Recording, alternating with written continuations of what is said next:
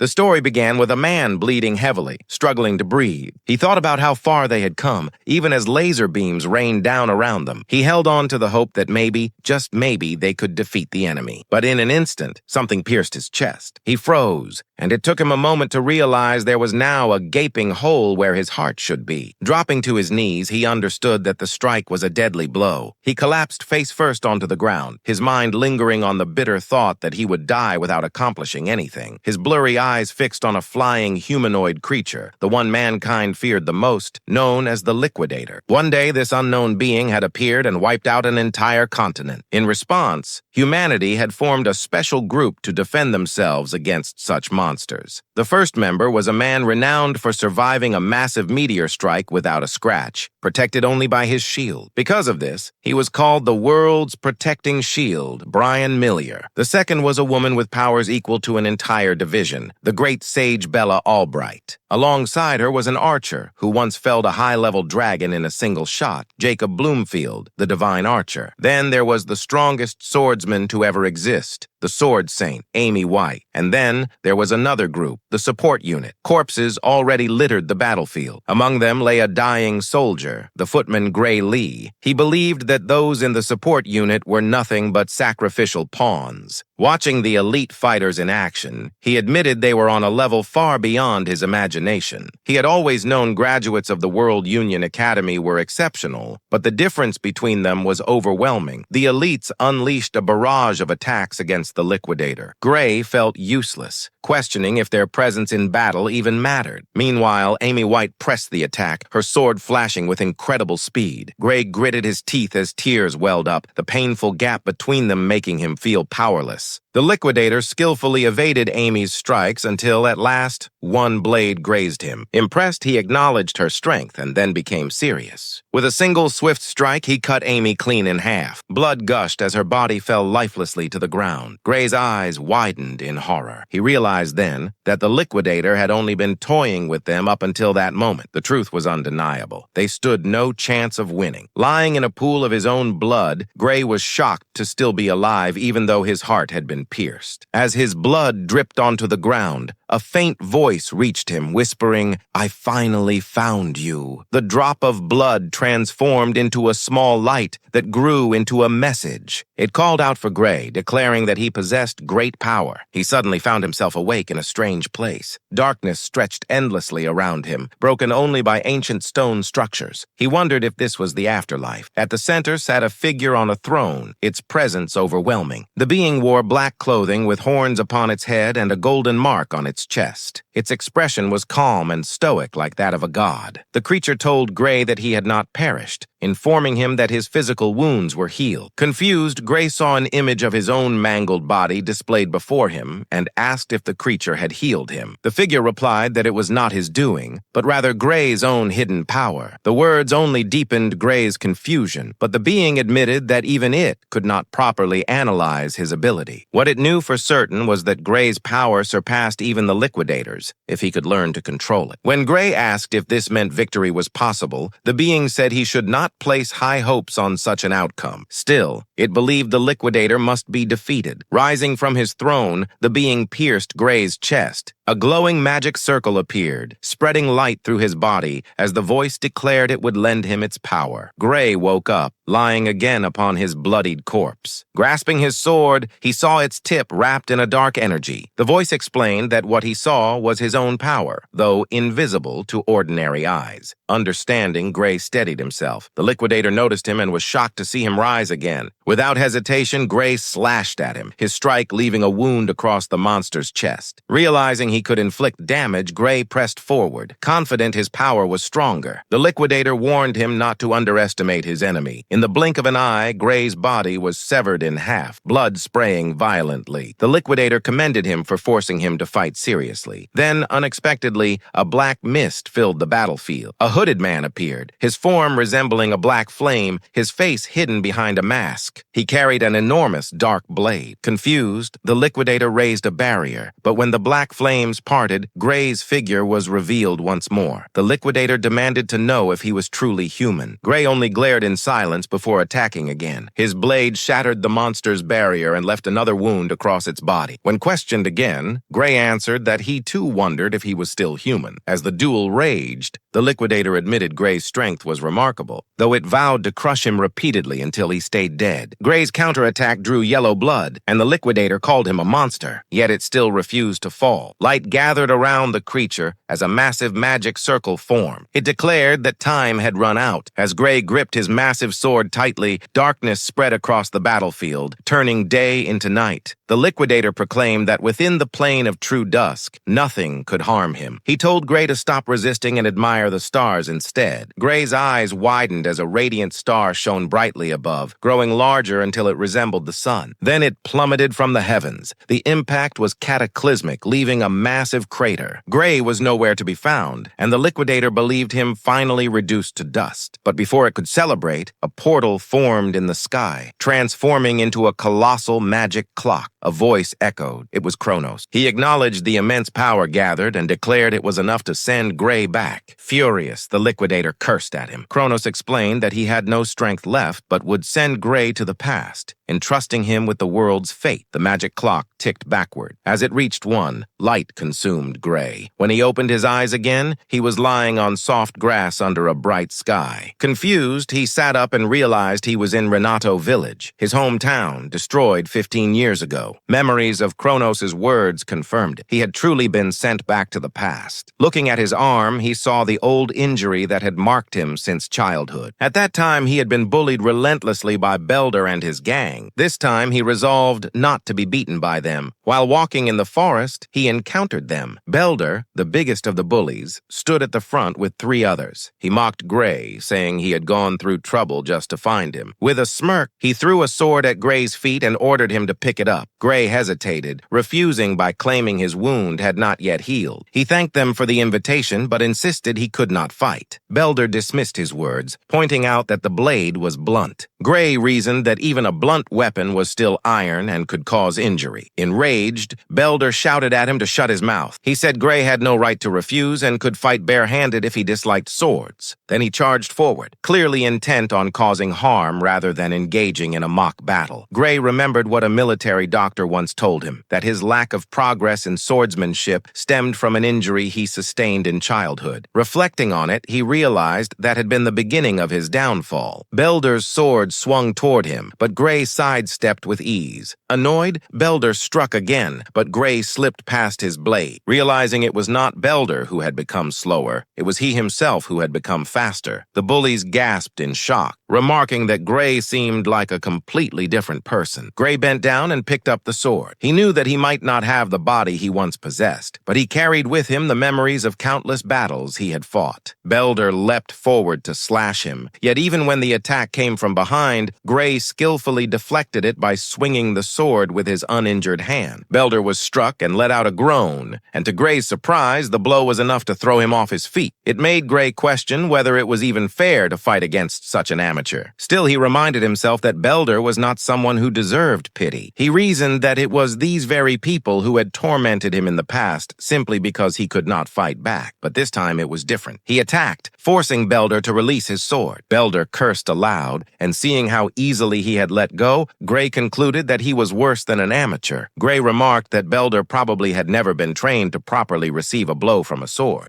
Gray stepped in front of Belder and assured him there was nothing to worry about as he gripped the weapon. He added that since the blade was dulled, it would be completely safe to beat someone with it. Belder was struck again, and this time his shoulder bled. Shocked, he cried out as blood splattered across his face, falling to his knees. Gray hadn't expected such a result, especially after checking the sword and finding it completely blunt. If it had been sharp, Belder might actually have been killed. Gray glared at him and continued his assault. Belder was struck on the nose and bled heavily before collapsing onto his back. Gray kept using the blunt edge of the blade, towering over Belder, and asked why he was screaming so much. He pointed out that Belder had no right to complain, since he was the one who had said a blunt sword was safe. Gray grinned devilishly, causing Belder to tremble in fear. Belder yelled at his three companions to stop standing around and attack, but they were hesitant, frightened by how much stronger Gray had suddenly become. One of them suggested attacking together from behind, and soon they surrounded him. Gray asked if they wanted another round, while Belder shouted at them to kill him. Gray admitted that he was originally going to overlook them, but then he changed his mind. The peaceful forest soon echoed with the sounds of their struggle. When it was over, all four bullies were left bruised, with large bumps on their heads, barely able to open their eyes. They knelt meekly, resting their hands on their laps. Gray remembered how frightened he had once been of these very people. He asked if they were from the serious swordsmanship dojo. Belder reluctantly admitted it was something like that, while another confessed that they had stopped attending because they already felt strong enough. Gray questioned what their definition of strong enough even meant. He realized he should not expect much from the dojo itself, but still, it might prove useful. He demanded that they introduce him, since entry was by referral only. Belder refused, saying that if his master found out he had lost, the consequences would be unbearable. Gray swung his sword in front of Belder, suggesting they simply continue their fight. Terrified, Belder bolted, yelling that the dojo was in a certain direction. His three companions cried out not to be left behind and hurried after him. As they entered the city, Belder asked Gray why he wanted to join a dojo. Gray explained that the dojo had a recommendation slot for the academy. Belder confirmed he had heard of such a thing, and Gray told him that was exactly why he wanted to go. One of the lackeys remarked that Gray was already strong enough without the academy, but Gray admitted it would be nice if that were true. He knew better, though. Even the world's strongest warriors had been powerless against the Liquidator, and even when he had used Kronos' power, he had been unable to harm it once it became serious. He wondered how strong he truly needed to become to defeat such a monster, though he felt he had some clues. Belder then pointed toward the dojo, and Gray nodded. He recalled that in his brief clash with the Liquidator, he had managed to control that dark power for a moment, focusing it through the swordsmanship he had learned from the Sword Saint. If he had spent more time training under similar conditions, he believed the outcome might have been different. He realized this was precisely why Kronos had sent him back. When they arrived at the dojo, a woman overheard their voices. She demanded to know if these fools had truly tried to bully a civilian using the swordsmanship they had learned from her, only to be utterly defeated. Clicking her tongue in disappointment, she revealed herself as the dojo's instructor, Saria. Belder tried to excuse their behavior by calling it a mock battle, but Saria struck him with such force that he was hurled into the wall. The other three widened their eyes in shock and trembled. She dismissed Belder's excuse, declaring that if he considered beating up an unarmed person a mock battle, then what she had just done should also be considered one. She pointed her sword at his eyes, commanding him to leave and never return. From that moment, none of them were allowed to call themselves her students. Terrified, they agreed and fled. Saria then sat in front of Gray and apologized, acknowledging that her former students had caused him trouble. Gray replied that there was no need to worry. She thanked him for his understanding before shifting to the matter of his request for a recommendation to the academy. She explained that although she wished to make up for what had happened, she could only recommend him after confirming his ability. Handing him a wooden sword, she told him to take the first move whenever he was ready. Gray attacked, and Saria carefully evaluated his technique. She saw that his swordsmanship was unusually practical for someone his age, as though he had already survived countless battles. When she countered, he managed to deflect her strike. She quickly understood that Belder and his companions were no match for him. Though his style appeared largely self-taught, at times his movements mirrored techniques from the academy. It made her wonder if he had received instruction before. His swordplay was rough, but she could see the talent. He was a diamond in the rough. Their spar continued. She struck, he countered, their wooden blades clashing again and again. To her surprise, Gray did not falter and easily kept pace with her. What began as a simple test of skill slowly forced her to draw out more of her strength. A strange feeling crept over her, fear. For the first time, a boy had made her uneasy. Gray swung so powerfully that she was forced back. She dismissed it as a wild swing, but when she spotted a weakness in his stance, She lunged, intending to end the match. But then, to her shock, her sword was cut in half. Gray was equally stunned, recognizing the same sensation he had once felt in battle. It meant the power was still within him, yet the cost was immediate. A searing pain tore through his body, and he collapsed to his knees. Alarmed, Saria rushed to ask what was wrong. Gray realized that his body could not keep up with the power. His legs trembled, but he forced himself upright, claiming he was fine. Inwardly, he took note not to use that power recklessly again. He considered telling Saria the truth, but seeing her puzzled expression, he decided against it. He doubted she would believe him anyway, so he excused his feat by saying he had simply gotten carried away. Saria, however, knew it was impossible to split her blade with a dull wooden sword, and she was certain Gray knew it too. When she caught him staring, she asked what was wrong, but quickly realized he had no intention of explaining. Instead, she returned to the topic of his request for a recommendation. Gray confirmed that he had heard she could write one. Saria replied that she could indeed recommend him to the Royal Academy of Swordsmanship, the kingdom's finest educational institution, but she admitted she would not advise it, as she did not believe he was suited for such a place. Her words stung, confirming his own insecurity about his lack of strength, especially since he could do little apart from that single moment. Yet Saria reassured him that there was another place more fitting, the World Union Academy. Gray's eyes widened in shock. She explained that he should not settle for being the kingdom's best, but instead belong to the world's greatest institution. The thought overwhelmed him. He knew that it was the very academy where the Sword Saint and the others had come from. He asked if someone like him could truly be accepted there, and Saria answered bluntly that it was impossible. His body, she explained, was far too unfit to wield a sword. She acknowledged that at the Royal Academy, he might be able to fake his way through with skill, but the World Union Academy would not accept that. She asked how he could possibly have acquired such ability with such a frail body. Gray knew she was right. Everyone in that academy was a true monster, and compared to them, he could not compete as he was. His expression darkened, but Saria noticed and asked why he was giving up already. She reminded him that there were still 9 months before the entrance exam. He argued that 9 months was far too short, but she insisted that even if time was limited, he had to trust her. She asked if he was ready to suffer through those months. Gray admitted that he did not want to suffer, but he made his decision. He entrusted his training to her and vowed to endure the next 9 months. She liked Gray's answer. Her demeanor suddenly changed, which caught him off guard. With a devilish grin, she told him that it would be the start of his hell. Days passed as Gray underwent rigorous training with her. He trained relentlessly, ate both delicious and questionable meals, sparred with her, and continually honed his swordsmanship. He remained determined to make it to the entrance exam on time. 8 months later, the changes were noticeable. Saria could see that he had grown muscular, and with that, she admitted that she had nothing else to teach him. She encouraged him to go out with confidence. Gray was puzzled because there was still a month until the exam. She explained that taking an exam in an unfamiliar place was never easy, which was why it was best for him to get there early. She even gave him money for the trip and for a month's worth of food. Gray hesitated to take it, thinking that going a month early was too soon, almost as if she was chasing him out of the village. She assured him he was just overthinking it. He then brought up the rumor about an ogre's nest being found near the area, which surprised her. He pointed out that there were hardly any guards in the village. Saria tried to play it cool and said it had nothing to do with them. She assured him that help would come from the royal capital, so there was nothing to worry about. She urged him to head to the exam without concerns, but Gray could tell she was lying. He knew no help would ever come, and that before the village was destroyed, his master would lose her life. In his past life, there had been news that she was killed when she went to face the ogre alone. This time, however, he simply told her that he understood what she wanted. He thanked her and said that he would be going. She smirked and wished him well on the exam. Later that night, skeletons were displayed on a tree with sticks piercing through their mouths. Saria showed up in the forest. Following the scout's report, she tracked a blood trail that led into an eerie den. She was about to enter when a voice suddenly asked her where she was going. Looking up, she saw Gray sitting on a branch. He smiled and called her master. She was surprised to see him there and asked what he was doing when he was supposed to be on his way to the academy. Gray asked her the same thing, reminding her that she had said earlier that the ogre nest would be handled by the army from the royal capital. Saria explained that the army could not come because of an emergency, so she decided to deal with it herself. She assured him that she was enough on her own, having already assessed the nest's strength strength from the scout's report. According to her, the boss was an elite ogre, and the nest contained around 40 to 50 monsters in total. She admitted that the number of minions would be tricky. Gray, however, knew the truth. The ogre's real strength lay in its intelligence and leadership. Being surrounded would be suicidal. He was certain of one thing: if he let his master go alone, she would not make it out alive, and the village would be destroyed. He had already seen that future with his own eyes. He insisted on going with her, but she refused, claiming she could handle it alone. He tried to convince her by saying he did not want to miss the chance to gain real combat experience. Then he asked if she thought he would get in her way. That made her laugh because she knew he was well aware he would not. After all, she could no longer defeat him in mock battles. But she reasoned that real fights were unpredictable and a monster's nest was far too dangerous. She insisted that he wait until he had more experience. Gray realized she would not budge, so he proposed another idea. Intrigued, she listened. He told her that if she refused, he would fight her, knock her unconscious, and deal with the ogres himself. Seeing his stance, she realized he was not joking. The dojo went silent. Eventually, she gave up, but laid down one condition: that no matter what happened, he must come back alive. He agreed, but also told her to live. Under the moonlight, they hid behind a boulder, spying on the ogre colony. The terrain offered no escape, proof of the ogre's confidence. But it also meant Gray and Saria had no way out either. Since the monsters were intelligent, Gray decided to proceed cautiously. Saria observed the colony carefully. She did not see the boss, so she assumed it was inside the tent. Their best hope was to thin the numbers before it appeared. She instructed Gray to take out enemies on one side while she handled the other. He agreed, and they charged in. One ogre sensed something. Before it could react, Saria was already upon it, slashing its head clean off. Another ogre saw the head roll across the ground and immediately alerted the others. In no time, a horde came charging. On Gray's side, he cut down enemies one after another with incredible speed. Saria fought with equal ferocity. It was a bloodbath. Eventually, the two regrouped, standing among piles of ogre corpses. She praised him, even questioning if it was really his first time, but Gray brushed it aside and told her to stay sharp. They were only getting started, yet inside, Gray felt uneasy. The ogres were too weak. If that was truly their strength, his master could have handled them alone. The real danger had to be inside the tent. His suspicion was confirmed when a pair of red eyes glowed in the darkness, locking onto him. It made him uneasy. Without hesitation, he told Saria they had to leave immediately. She asked what was wrong, but he shouted for her to just run. Picking up on his fear, she obeyed, and they started to flee. But before they could escape, something leapt over them and landed in front, blocking the way. It was an elite ogre. Saria scoffed, saying it was an honor that the boss came to them personally, but Gray corrected her. It was not the boss. Then came a thunderous roar. Saria instinctively covered her ears. A swarm of ogres poured out, charging in a frenzy. At the back stood a massive ogre, and Gray said it was something far stronger than an elite. It was an ogre general, the true boss of the nest. The elite guarded the exit, while the horde blocked the front. They were trapped. The general did not move, but its presence was overwhelming. Saria knew instantly they could not win. She suggested they take down the one blocking their path and escape. She launched an attack, but her strike was deflected. She tried again, managing to scratch its shoulder, only to watch the wound heal instantly. Gray told her it was useless. The general's roar enhanced the ogre's strength and healing. That was why they felt so much stronger. Now even Saria struggled against a single one. Gray continued fighting, telling her she did not need to win, only to buy him time. She grew worried and asked what he was planning. He said there was only one option left: to take down the ogre general itself. An ogre with an axe clashed against Gray, knocking his sword aside. He grew irritated as they kept trying to flank him. The ogre raised its axe, but Gray jumped back just in time. His sword, however, had broken under the strain. He was relieved to have a spare, but he knew it would not last either. Seeing his plight, Saria tossed him her extra sword. He caught it and thanked her. Now wielding two blades, Gray fought on, but he knew it was still not enough to wipe them all out. He focused only on cutting through the horde toward the general. He moved with precision, slicing through ogres in quick motions. One managed to scratch his cheek, while another tried to overpower him with its axe. Gray pressed harder, refusing to give ground. The ogre general's weapon began to glow, followed by another deafening roar. Gray flinched as the horde grew even stronger. He realized the general had figured out his plan. It was smart, too smart. His sword clashed with another axe, forcing him back, but he kept pushing forward, cutting down every enemy in his path. Suddenly, an ogre tackled him, holding him in place while another raised its axe. Gray slashed its neck, but he realized they were deliberately sacrificing themselves to wear out his swords. Before he could react, another ogre leapt, its massive fist slamming into him. He blocked with his sword, but the impact blasted him away. Coughing blood, Gray trembled as his weapon shattered. He was now down to his last sword. Breathing heavily, he realized there was no way he could win. Yet he told Saria to run while the ogres focused on him. She smirked but shook her head. She could not. While defending, Gray demanded to know if she planned to die for nothing. He assured her he would follow, but she admitted it was not that. With a grim expression, she revealed she could no longer run. Her leg had been slashed, bleeding heavily. Gray turned pale. He was out of options. He had gone back in time with one goal, to defeat the liquidators. Now, swinging his last sword, he thought his life might end here. His blade shattered, yet he refused to give up. He tried to recall that power from before, forcing himself to reach for it again. His ultimate goal burned in his mind, to defeat his enemies. As the ogres readied to strike, he focused everything on remembering how it felt. He tried to recall the feeling he once had. Gray shut his eyes tightly, and as the last shard of his broken sword flew past him, he opened them again, this time glowing red. At that moment, he finally felt it. With a swing of his black shadow sword, he delivered a fatal strike to several ogres. Mist covered part of his face and his blade. Saria was confused. Gray's expression was grim, but when he looked at her, he smiled and told her that everything was all right. With one swing, he severed several heads. The ogre general's weapon began to glow again, but in an instant it was cut down. Saria noticed it, but while she was distracted, an ogre tried to sneak up on her. She realized the attacks felt weak. She remarked that the monsters which once gave her a hard time could now be sliced through with ease. Without the general's boost, she said, they were nothing. By the time the night had deepened, they had finally defeated the ogres. Gray apologized for breaking her sword, but she said she did not mind, especially since he had saved her life. He handed the sword back to her. She was about to ask about the strange power he had used when Gray suddenly collapsed. He fell face down on the ground. Saria panicked and called out his name. Gray's consciousness drifted into a dark realm. He wondered where he was. Everything was pitch black except for a single door in front of him. Looking around in confusion, he saw black flames burn through the chains that bound the door. He recognized it. It was the same power he had tapped into before. He questioned whether opening that door would grant him that strength again, but the thought made him uneasy. Still, he stepped toward it until a terrifying presence appeared behind him. The sensation froze him in place, forcing him to step back. His breathing grew fast and shaky. Deep down, he knew that if he opened that door in his current state, he would die. Then, out of nowhere, a voice told him he had made the right choice. In an instant, he jolted awake, gasping for air and drenched in sweat. Saria was startled but relieved that he was finally awake. He asked where he was, and she explained he was in the village infirmary, adding that he had been unconscious for 5 days. She admitted she had been scared he might never wake up. When he realized how long he had been out, he understood that he had pushed his body too far. Saria said that calling it pushing didn't quite describe what he had done, but setting that aside, she asked if he was able to move. Gray tried, only to discover that he could not summon any strength in his right arm. He could move it with effort, but it worried him. He wondered if he would ever be able to hold a sword again. Worse, there was a strange bruise on his arm that looked like black ink splattered across his skin. Saria expected as much and told him his arm would not heal properly anytime soon. All the bones in his right arm had been shattered. He was shocked. It did not even hurt. She explained that a magic potion had been used to treat it. That stunned him, since magic potions were extremely expensive. She told him not to worry because the village chief had given it to them. Gray could not understand why the chief would provide something so valuable for him. She reminded him that he was the village's hero. Gray was left clueless. At that moment, the village chief burst into the room. Gray immediately thanked him for the potion, but the chief insisted it was they who owed thanks. With great emotion, the chief declared that Gray had fought an ogre general, a monster that even gathered troops from nearby towns could not defeat, and that such a monster had come for their village. Clasping Gray's hand tightly, the chief said that if Gray had not killed it, the village would have been wiped out. He explained that without him, there would be no potion, no infirmary, no survivors. None of them would even be there speaking. Gray replied that he was exaggerating, but the chief insisted he was not. Gray thought about it, and at some point, he agreed with the chief. Before he had regressed, the village had indeed been destroyed by the ogre attack. The chief told him that if he still did not understand how important his actions were, he would gladly explain it all in detail. He then asked if it was true that Gray planned to take the academy entrance exam. Gray responded with surprise. His thoughts raced as he realized he had killed the ogre only a week before the exam and then been unconscious for 5 days. That left just 2 days remaining. He turned pale as he remembered the journey to the academy. It was a 3-day walk,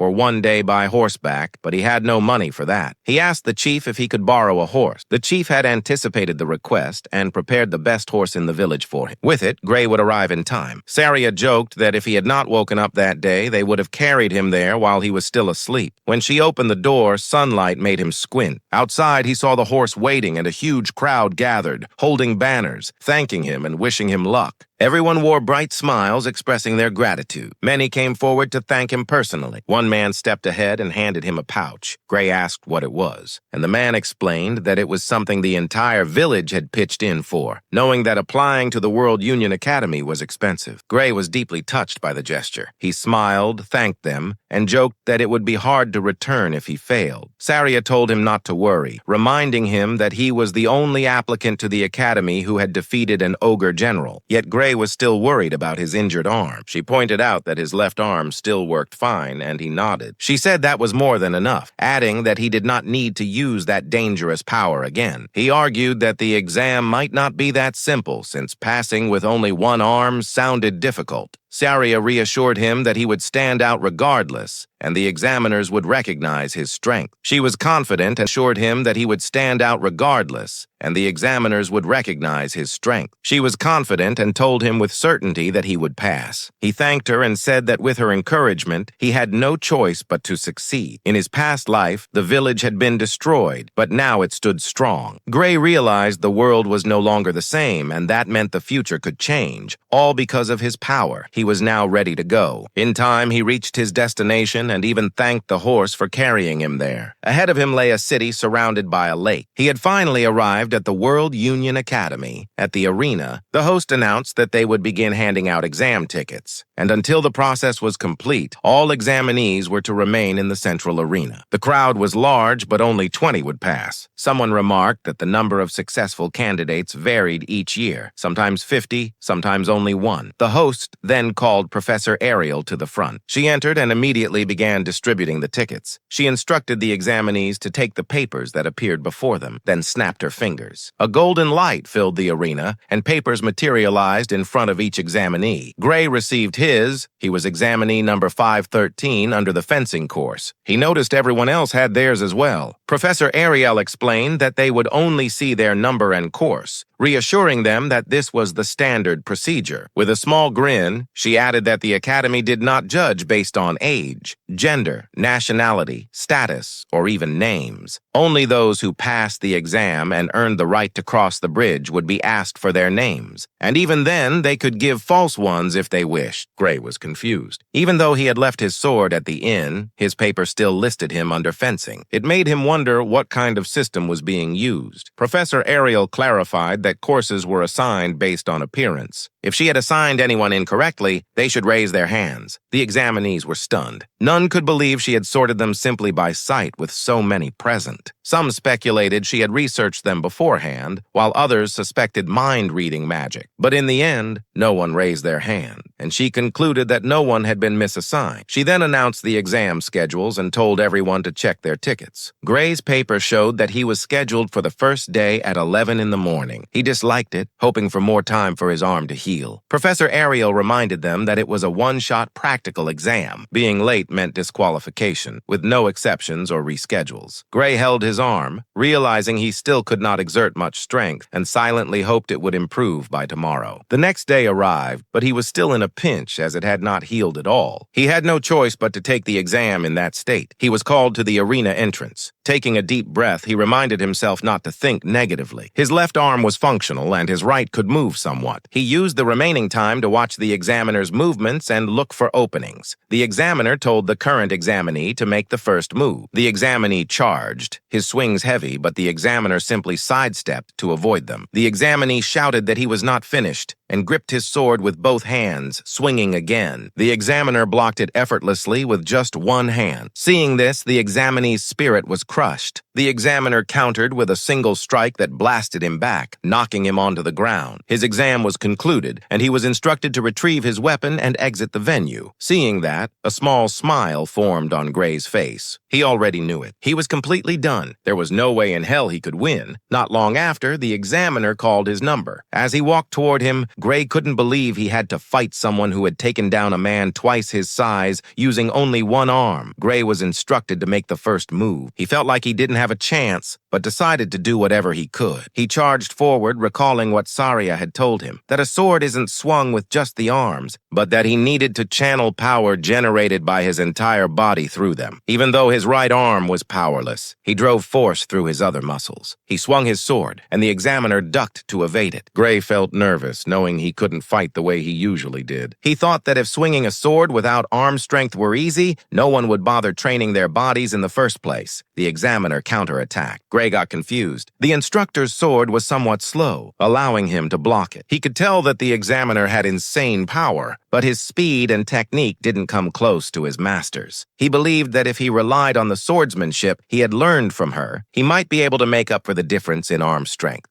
Gray's eyes sharpened, and he moved accordingly. He became certain the examiner was slow and wasn't nearly as strong as he had thought. He recalled his master's words that he would definitely pass. Their swords clashed, and he was able to overpower the examiner. It was at that moment he began to have faith that he could do it. Their sword fight continued. Although Gray had observed the examiner's swordsmanship, he charged while the professor evaded, making him realize the difference in power was too great and he couldn't break the form. He understood it wasn't easy to win with just one hand after all. As they continued sparring, the examiner's movements grew rougher. While Gray had a risky move in mind, he found the right timing and baited him into a wide-open swing, shifting his weight to his right foot, knowing it would leave an opening. He also anticipated that most opponents would go for a big, obvious swing. Unexpectedly, Gray was already behind the examiner. The examiner was caught off guard. Gray knew that no matter the difference in power, if he could get behind, he could defeat him. But suddenly they were ordered to halt. The tip of his sword was only an inch away from the examiner's back. Gray wondered if the match was really over. He thought it was a bit early to stop there. Another examiner announced that the time limit had been reached. Gray's eyes widened as the result was announced. It was a draw. He was sure he wouldn't make it. His grip on the sword loosened, as if his body had given up. He left the arena feeling down, knowing he had given his all. He also realized that if he couldn't win against the examiner, things would be difficult for him. He expected his arm to heal next year and planned to take the exam again. Before leaving, he glanced back one last time and expressed his thanks. 1 week later, in World Union Academy Meeting Room 53, the head of the academy asked the professors for their thoughts on the candidates now that all exams had concluded. One of them expressed exhaustion. An older professor noted that observing everyone together was inefficient and suggested dividing the workload next year. Another defended that they couldn't overlook talent just to make things easier. The head sighed, pointing out he had asked for their thoughts on the examinees, not the system. He started with the swordsmanship course examinees, who had passed. They watched the screens. One professor stated that, as always, those who beat the examiners passed, and the rest would be judged on their quality and performance during the 15-minute time limit. He asked the other swordsmanship instructors for opinions. One replied that besides those who beat the examiner, candidate number 5,217,753 stood out. Another suggested leaving it at that, as others wouldn't be able to keep up in class. The professor agreed and asked if anyone thought otherwise. The meeting continued, and eventually the head confirmed the successful candidates. Then someone asked about candidate number 513. The head glanced at the speaker. It was Professor Ariel. She asked for their thoughts on candidate 513. They all watched the screen. One professor called 513 a little guy. They observed that it looked like he might win, but if he relied on traps to beat the examiner, things would be difficult. They noted his technique was good, but his strength lacking, making him seem outmatched from the start. The brown-haired professor with a mustache said he wasn't strong. They all agreed. Professor Ariel was speechless. She couldn't believe so many had watched, and yet no one noticed. She thought if everyone is blind, observing together is a waste. The next day, Gray held his exam ticket. The swordsmanship course results were finally announced. Only 6 people passed. Everyone waited nervously. The first to be called was candidate number 5. Their exam ticket burned. Then came candidate 217, followed by numbers 432, 615, 753, and 925. That was it. Gray looked crushed when his number wasn't called. Successful candidates were told told to cross the bridge and finish enrollment by the end of the day. Gray was downcast while others cheered. He wore a heartbroken expression after failing. Then another announcement came, the Divine Eye special admission. Seconds later, Gray's number was called, and his exam ticket burned in blue flames. Everyone was shocked. Gray stood frozen, completely confused. People in the crowd sneered. It was Gray's first time hearing about this special admission. Some claimed the Academy must have cheated, saying the World Union Academy had sunk to a new low. Gray overheard them, confused. He wondered if his master had done something, but he hadn't heard anything. An old man scolded the crowd for talking like that about Divine Eye admission, saying it was a prestigious category that produced heroes for centuries. The crowd didn't buy it, arguing it was only respected long ago. They pointed out recent Divine Eye picks, Amy White, Bella Albright, Leek Muller, and Jacob Bloomfield, and called them failures. Even current candidates had heard the stories, but Gray knew better. Those three were part of the main force that fought against the Liquidator. Now his name stood beside theirs. An announcement stated that the entrance ceremony would begin in 30 minutes. Once students finished changing, they were asked to gather in the plaza in front of the main office. Their uniforms had a black path with the Academy symbol engraved on it. Gray looked dashing. Some students arrived early at the plaza, but weren't sure if it was the right place since nothing was set up yet. A man ran toward them and apologized for the delay, explaining there had been a mix-up. He asked the students to step back so he could place stairs. They complied. The man said it was perfect, then knelt down. A large magic circle appeared, and the ground started to shift. The students' jaws dropped, shocked to see a full structure rise right in front of them. The man apologized again and told them they could sit wherever they liked. The students were clearly amazed, realizing it was teleportation magic, but couldn't believe something that big could be teleported. Gray sat down, thinking the school probably wanted the ceremony held where the building could be seen. To him, it felt like an extravagant use of teleportation magic. He was clearly excited, realizing how powerful the World Union Academy was. The students noticed there were too many seats. Only 30 students were accepted, so it seemed unnecessary. The girl Gray was talking to was surprised. She offered to explain that the Academy gathers top students from around the world. Then she pointed at the sky. The other girl was shocked to see aircraft and dragons flying above. She asked what those were. Gray was surprised to see the magic airship Strato Queen. He had boarded it once before with the Liquidator Subjugation Squad. It was said to be one of the biggest airships in the world. He couldn't believe they used it just for an entrance ceremony. The World Union Academy exceeded all of Gray's expectations. The airship landed and the students disembarked. Now everyone was present, and the entrance ceremony could begin. After the headmaster's speech ended, Gray looked bored. In his mind, the ceremony wasn't different from a normal one. The next part was greetings from the top students of each course. Leonhardt, the top student of the swordsmanship course, was called to the stage. As he got up and walked forward, the students gossiped about him. They heard he had defeated the examiner instantly during the entrance exam. Some said he was as good as any professor in swordsmanship. This student was Leonhard Apius. Gray watched him. Before reaching the mic, he confirmed with the heads if he could speak freely. They replied yes, and he thanked them. He then stated he had one complaint he wanted to make to the academy. Before continuing, he greeted his fellow students and all admitted students properly. He said it was an honor to be admitted to the academy with the rest of them. He told them that they should graduate as individuals capable of making meaningful contributions to the world, encouraging them to work together. He added that he looked forward to the days when they could aim high together as students of the prestigious World Union Academy. However, he expressed that among them, there were those who didn't deserve to be there. He asked Professor Ariel if he was correct, catching her off guard. She stated that all the students had passed the rigorous exams, and though they might not be as strong as him, she didn't think it wise to exclude them. Then she asked why he was asking. Leonhardt glared at her, insisting that he wasn't referring to students who had passed the exams properly. He clarified that he meant the students she had backdoored into the Divine Eye special admission. Then he dared the specially admitted student to show himself and ordered him to return his uniform and leave the academy. Tension filled the air. Gray couldn't understand why Leonhardt was so hostile, but he recalled that Leonhardt was sitting right next to him. He felt relieved that Leonhardt didn't recognize his face and figured he wouldn't get caught up in it as long as he stayed out of the spotlight. Professor Ariel acknowledged that the students that year were quite lively. Leonhardt felt that no one was taking him seriously. He called her out, demanding that she stop letting students in through the back door. She didn't respond at first, but in the blink of an eye, she leaned in and whispered in his ear, asking if he really thought he was stronger than that kid. Her move shocked the entire arena.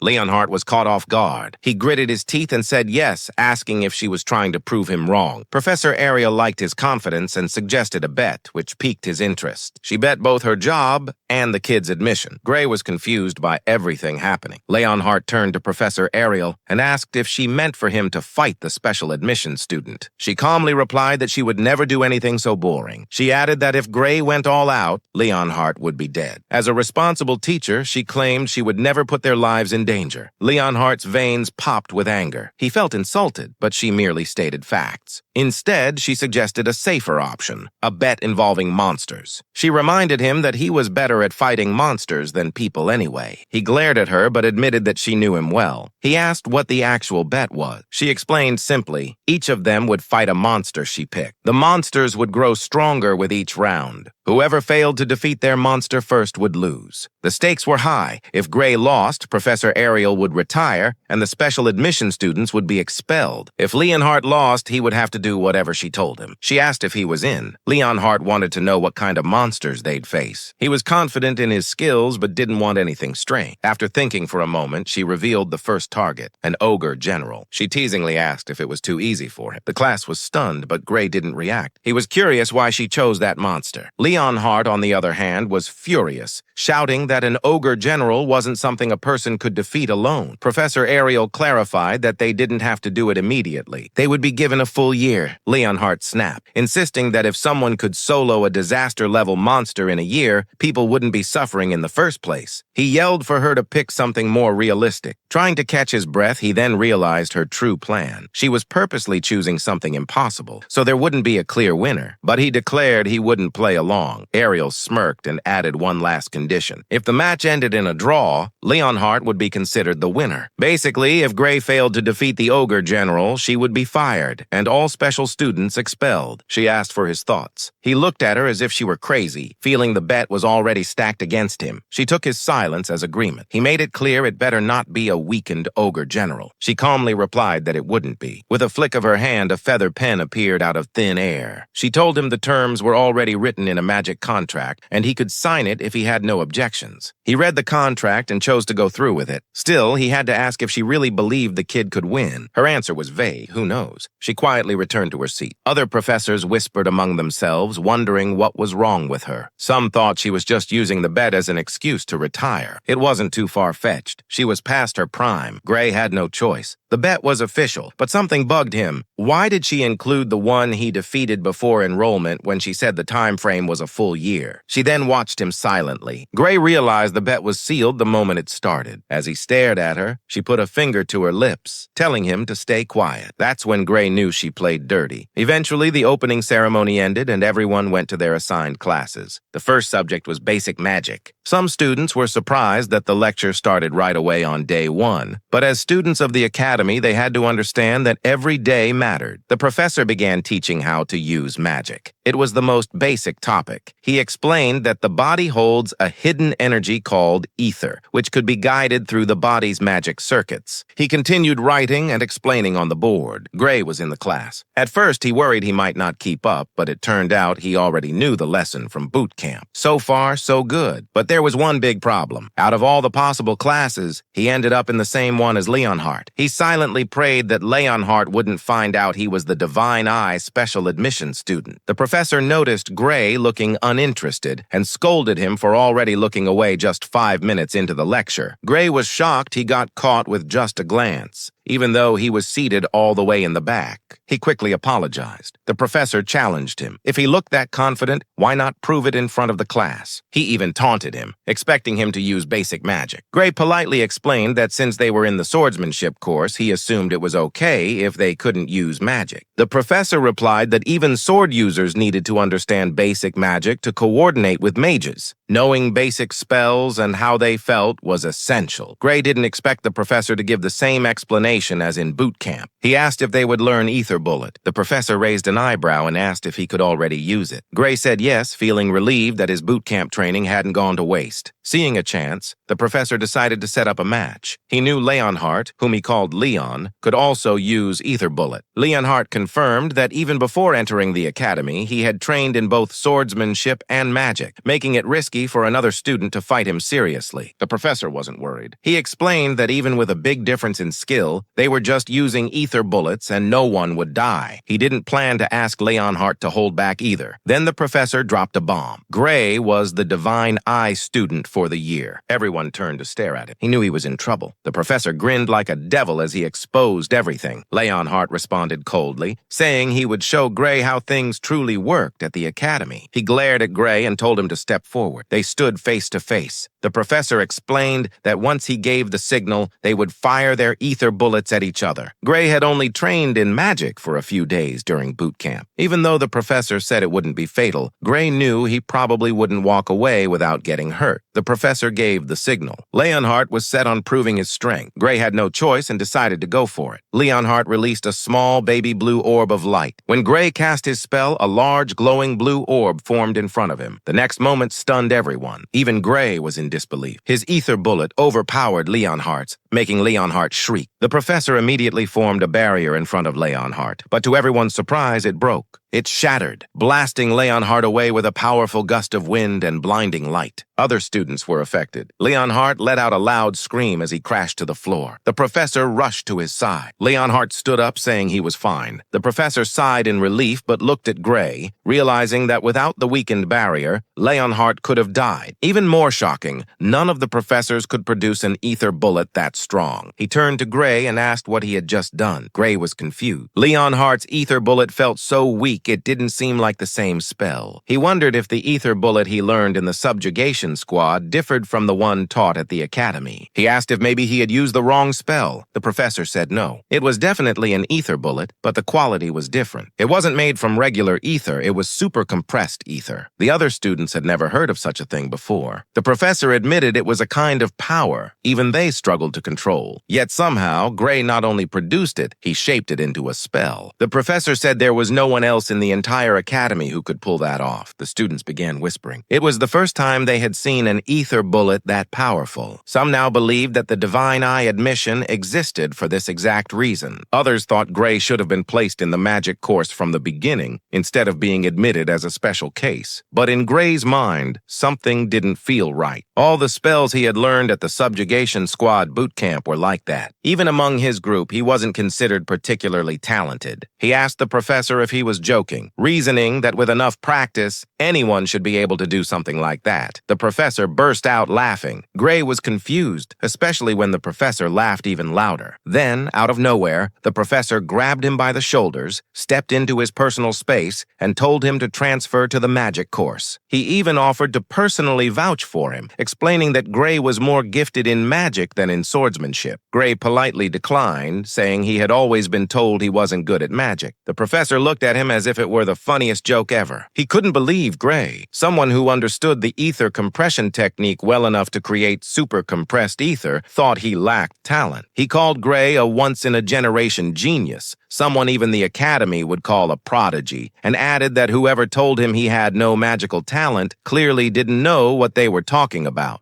Then he asked again if Gray was really sure he didn't want to switch to the magic course. The professor was known for rarely handing out compliments, so the students were stunned. They couldn't believe he was praising someone this much. He continued pressing Gray, saying that if someone like him didn't study magic, it would be a loss for the world, and even called it a crime against magic itself. Gray let out a nervous laugh. Then something clicked. He suddenly remembered where he had actually heard about the ether compression technique before. In his previous life back at boot camp, someone had explained that in the old days, people didn't even know that Aoud, also called life force, existed. Because of that, casting proper magic had been incredibly hard. They had to keep compressing ether inside their bodies and hope that a bit of it would mix with Aoud by chance, just to create a usable spell. A woman with baby blue hair and golden eyes had called that process laughable. Now in the present, Gray asked the professor if he had ever heard of Aoud. The professor looked confused, confirming Gray's suspicion. This world still didn't know about its existence. Gray realized something significant. What he had learned in the subjugation squad was knowledge from the future. He knew he had to be careful about who he told. The professor brought the topic back and asked again if Gray was willing to transfer to the magic course. Gray gave a proper bow and apologized, explaining that he loved swords. As grateful as he was for the offer, he had to decline. The professor accepted his decision, but told Gray that if he ever changed his mind, he was welcome to come to him any time. Gray thanked him sincerely. Then the professor told him to go back to his seat and added that from now on, he wouldn't scold Gray for looking bored in class or even for leaving early, because he knew this lecture was far too basic for someone like him. The other students were impressed. They couldn't believe that Professor Carlos thought so highly of Gray. Meanwhile, Leonhardt watched him closely. He clutched his chest, his cheeks turning slightly pink as he looked at Gray with admiration. He even called him Lord Gray. Gray felt a chill run down his spine. It was honestly a little creepy. Later that day, Gray received a letter from Professor Ariel asking him to come to her office after class. The sudden summons caught him off guard. He wondered if it had something to do with Professor Carlos, and guessed she might also be planning to recommend he switch to the magic course. When he reached her office, he stood in front of the door. Before he could knock, Professor Ariel called out from inside, saying it wasn't locked. He walked in, but then was suddenly attacked. He quickly drew his sword and blocked the attack with ease. The girl who struck him was stunned. Gray realized he had reacted purely on instinct, but he still wanted to know why she attacked him. Then he got a good look at her face and was shocked. She looked familiar, like someone he had seen before.